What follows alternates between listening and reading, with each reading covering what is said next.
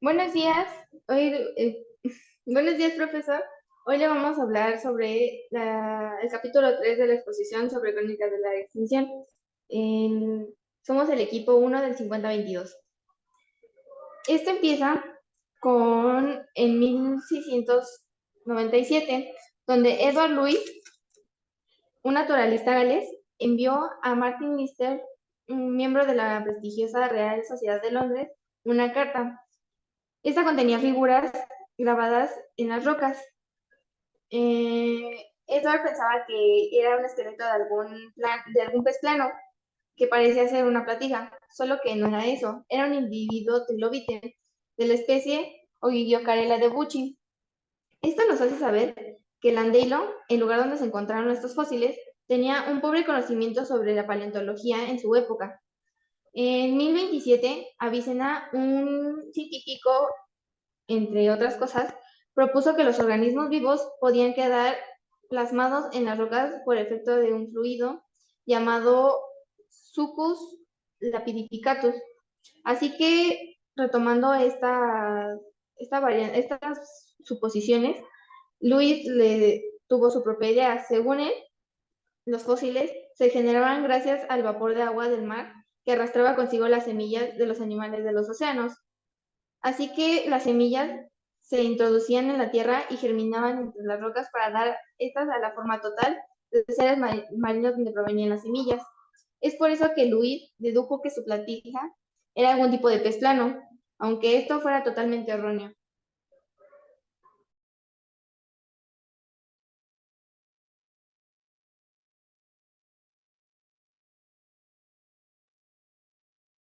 Bueno, pues a mí me toca hablar sobre los trilobites. Pues los trilobites evolucionaron hasta desarrollar una gran diversidad de formas, tanto como tamaños y hábitos. Y la mayoría eran de tamaño pequeño y medían entre 5 y 10 centímetros de largo. Pero pues también habían tanto como diminutos y más grandes que los pequeños. Y pues también este, eh, tenían ojos que estaban compuestos con cosas similares a los ojos de los artrópodos modernos, pero con una particularidad que eran cristales de calcita. Y se ha dicho que también se han descrito más de 17.000 especies de incompletas, porque se, porque pues están incompletos sus fósiles y todas sus demás cosas que tienen que ver. Y pues también se puede calcular que pudieron existir unos cuantos millones de especies diferentes, pero pues lamentablemente ninguna de ellas sigue viva.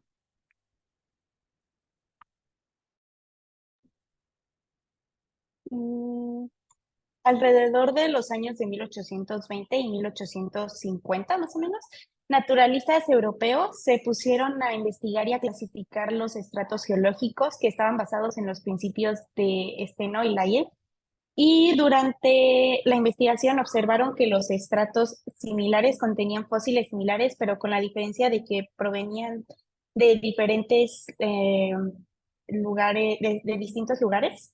Eh, y en el año 1841, John Phillips identificó tres eras geológicas principales y cada una con varios periodos.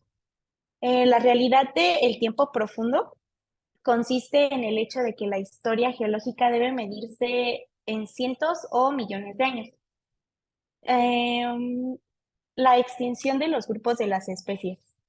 Hasta la actualidad se ha calculado más o menos que existen alrededor de 9 millones de especies en el mundo, pero el paleobiólogo David Raup afirmó que existen alrededor de 5.000 a 50.000 millones de especies a lo largo de la historia del mundo.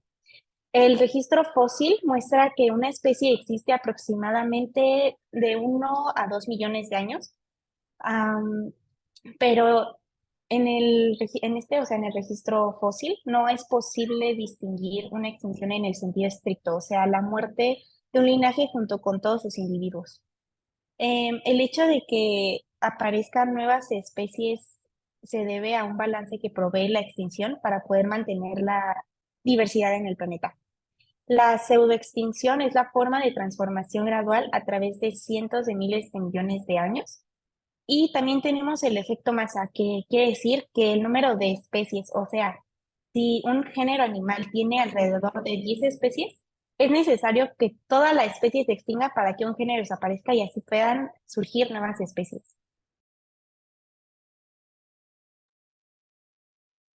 Hablando de las extinciones masivas, en la gráfica de Phillips, en el límite entre el Paleozoico y el Mesozoico, se puede ver la disminución de diversidad.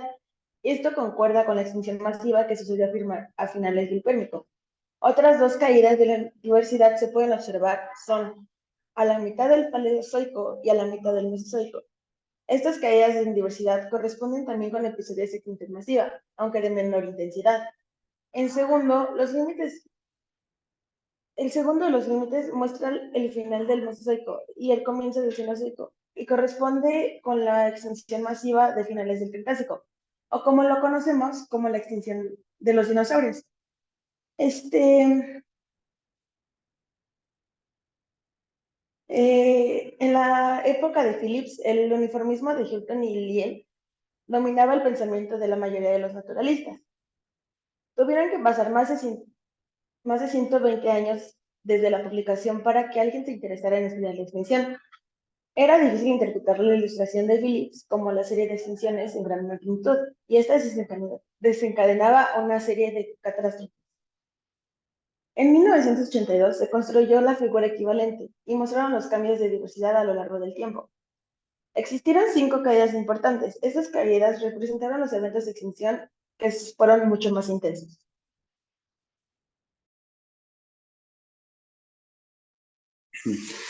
Y para lo último que nos habla este capítulo 3 habla sobre las 4 extinciones masivas que hubo. La más antigua marca el final del periodo de Orbidico, hace 444 millones de años.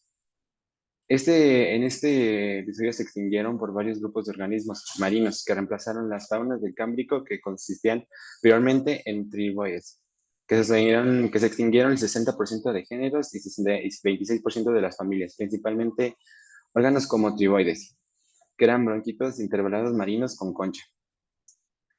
La segunda fue hace 359 millones de años, al final del Devónico. Se produjo la segunda extinción masiva. Los grupos más afectados son los triboides, los bronquitos y los corales sobrevivientes de la extinción del final del Órbico. Por alguna de estas se desconocen, las causas se desconocen. Lo más probable que se pudo conocer fue por la involucración de cambios climáticos o fluctuaciones extremas en el contenido de oxígeno de mares. El tercero fue junto a la...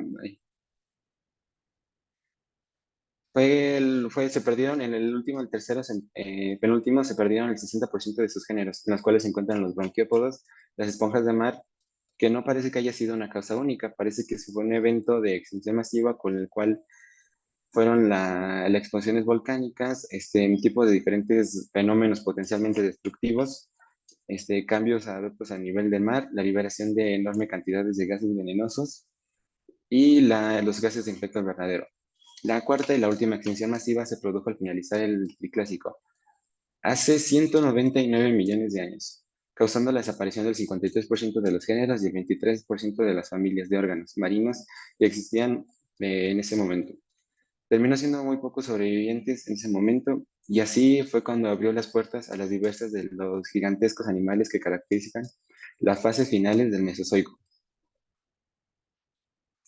Y eso, así fue nuestra última la presentación sobre el capítulo 3. Espero que le haya gustado. Muchas gracias por su atención.